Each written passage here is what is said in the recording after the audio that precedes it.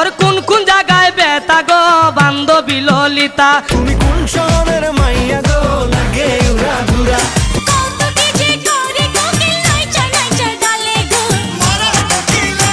Hello, আমি Aryan. Already শুরু হয়ে গেছে তুফানের লাগে উড়াধুরা। এই গানটা একটু আগে ড্রপ করা হয় এবং এই গানটা রিভিউ আমি করি। সো সেইখানে কিছু কমেন্টস বিভিন্ন পেজ বা গ্রুপে লেখালেখি হচ্ছে যে লাগে উড়াধুরা এই গানটা কপি বান্ধবী ললিতা এই গানটা থেকে। উড়াধুরা লাগে এই গানটার রিভিউ করেছে আমি 3 মিনিটও হবে না। আমি ভেবেছিলাম যে যখন পুরো গানটা আসবে তখন এইটা নিয়ে ডিটেলস আলোচনা করা যাবে যে এই গানটা আসলে কোনো গানের কপি নাকি ইন্সপায়ার্ড। একটা 20 সেকেন্ডের টিজার দেখে তো আর আপনাদের মতন বলতে পারি না। বাট এইটা নিয়ে কিছু কলকাতার ইউটিউবার প্লাস অনেকেই কমেন্টসে শুধু এটাই লিখতেছেন যে বান্ধবী ললিতার গান থেকে মেরে দিচ্ছে, কপি করছে, বিভিন্ন মিমস হচ্ছে, ট্রল হচ্ছে। সো তাদের উদ্দেশ্যে একটা কথা বলি যে ওই যে একটা কথা আছে না যে অল্প বিদ্যা ভয়ঙ্কর, এটা আসলে এদের ক্ষেত্রে হয়েছে। প্রথমত এরা এটাই জানে না যে কপি গান কাকে বলে। এটাকে ক্লিয়ার করি যে উড়াধুরা লাগে এই গানটা কি আসলে কপি, রিমেক নাকি কোনো গান থেকে ইন্সপায়ার্ড। যারা বলতেছেন যে বান্ধবী ললিতা যে গানটা ছিল সেই গানটা থেকে কপি বা সেই সুরটা কপি করা, তারা নিজেরাও জানে না যে বান্ধবী ললিতা এই গানটা আরো একটা গান থেকে ইন্সপায়ার্ড ছিল। সেই গানটার নাম ছিল মরার কোকিলে। এই গানটা যদি আপনি ইউটিউবে সার্চ করেন তাহলে এটার আপনি অনেকগুলো ভার্সন পাবেন। সেটা মমতাজের পাবেন, বেবি নাজনীনের পাবেন। এখন এই গানের যে লিরিক্স প্লাস এই গানের যে সুর, এটা হচ্ছে মাতাল রাজ্জাক দেওয়ানের। আর যারা চোখে কালো চশমা পরে ভিডিও বানিয়েছেন প্রপার রিসার্চ না করে, তাদেরকে বলি আপনারা কি ডেসক্রিপশনটা দেখেছেন? উড়াধুরা লাগে এই গানটা 2 থেকে 3টা চ্যানেলে ড্রপ করা হয়েছে। প্রত্যেকটা জায়গায় এবং প্রত্যেকটা ভিডিওতে, প্রত্যেকটা ইউটিউব ভিডিওতে একটা ডেসক্রিপশন বলে একটা জায়গা থাকে। সেটা কি দেখছেন? সেখানে ক্রেডিট লেখা থাকে।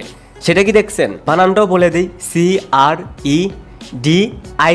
এবং ওইখানে যদি একটু ভালোভাবে দেখেন মিউজিক এবং টুনে রাজ্জাক দেওয়ানের ক্রেডিটটা দেওয়া হয়েছে। এটা কি আপনাদের চোখে পড়ে নাই? এরকম কিছু পাবলিক থাকেই। এই যে যারা কমেন্টস করতেছে তারা তো প্রথমত জানেই না তারা যে বান্ধবী ললিতা গানটার কথা বলতেছে এই সুরটা নেওয়া হচ্ছে মরার কোকিলে এই গানটা থেকে। তাদের মাথায় এটা আসে নাই, বাট সাপ্রিদের মাথায় মরার কোকিলে না এসে বান্ধবী ললিতা আসছে। কাল এই ধরনের গান দেখবেন যে সাউথে বলি বলিউডে বলি তারা পুরোনো যে কোনো গানের সুর নিচ্ছে, তারা পুরোনো যে কোনো গানের লিরিক্স নিচ্ছে, বা তারা পুরো গানটাকেই তারা 2024 এসে প্রেজেন্ট করছে। এনিম্যাল সিনেমার একটা না 2টা গান এটা কিন্তু পুরোনো গানগুলো থেকে নেওয়া। পুরোনো গানগুলোকে জাস্ট ঝালাই করে নতুন করে প্রেজেন্ট করেছে। সেইখানে কপি আসে না।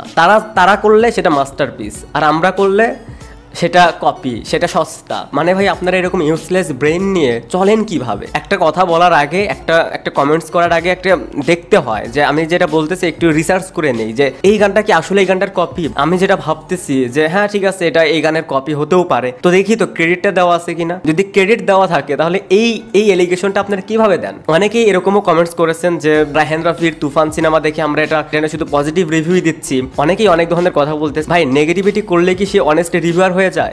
এই কথাটা কোন ডিকশনারিতে লেখা আছে? যদি এই গানটা প্রপার কপি হতো, যদি ক্রেডিট না দেওয়া থাকতো, প্লাস এই গানটা যদি ভালো না হতো, ভিজুয়ালি দেখতেও যদি ভালো না লাগতো, আপনাদের কি মনে হয় এটা আমরা পজিটিভ রিভিউ দিতাম? এর আগে শাকিব খানের গান মুভি নিয়ে অনেক ভিডিও বানিয়েছি, অনেক নেগেটিভ রিভিউ দিয়েছি এবং সেগুলো নেগেটিভ রিভিউ পাওয়ারই যোগ্য। ওইটা থেকে ইনবক্সে অনেকে চ্যানেল উড়িয়ে দেওয়ার কথা বলছে, অনেকে থ্রেড দিয়ে গেছে। এরপরেও কিন্তু যেটা সত্য সেটাই বলে গেছি। তুফান সিনেমাটা পর্যন্ত ওয়েট করেন, সিনেমাটা যদি ভালো না লাগে আমি সবার আগে নেগেটিভ রিভিউ দিব। রাজকুমার সময় দেখেন নাই নেগেটিভ পয়েন্টগুলো অনেকে এড়িয়ে গেলেও আমি কিন্তু সেগুলো নিয়ে বলেছি, হাইলাইট করেছি। একটা কথা বলার আগে একটু রিসার্চ করে নিন। প্রীতম হাসানের রিসেন্ট টাইমের আরেকটা গান ছিল মালোমা। সেই গানের যে লিরিক্স গুলো ছিল, সেই গানের যে মিউজিক ছিল, এগুলো কিন্তু পুরোনো গানগুলো থেকে ইন্সপায়ার্ড, পুরোনো গানের বা লোককথা থেকে ইন্সপায়ার্ড। সেই লোককথাগুলো দিয়ে কিন্তু সেই গানটা মেক করা। সেটাতে কিন্তু আপনাদের কোনো প্রবলেম ছিল না। প্রবলেম আই থিঙ্ক মনে হয় প্রবলেমটা শাকিব খান। এটাই যে শাকিব খান গানে রয়েছে এর মানে এটা কপি, এটা সস্তা, এটা দেখা যাবে না। যদি খারাপ হতো খারাপ বলতাম, সবার আগে আমি বলতাম। আমাদের বাংলাদেশে সবাই অনেস্ট রিভিউয়ার না, কয়েকটা চ্যানেল বাদে। আমরা যে পরিমাণ শাকিব খানকে ধুয়ে দেই, যে পরিমাণ তার নেগেটিভ সাইডগুলো তুলে ধরি, সেটা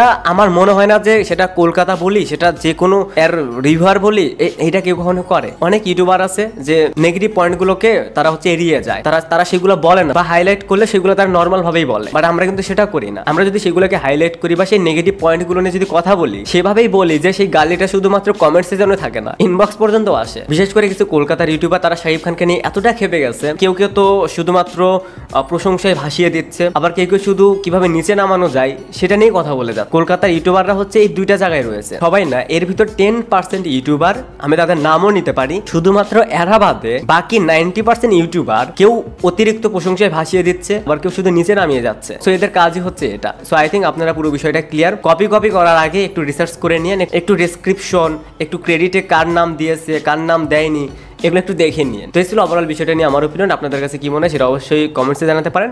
থ্যাঙ্কস ফর ওয়াচিং, বাই। তুমি কোন শহরে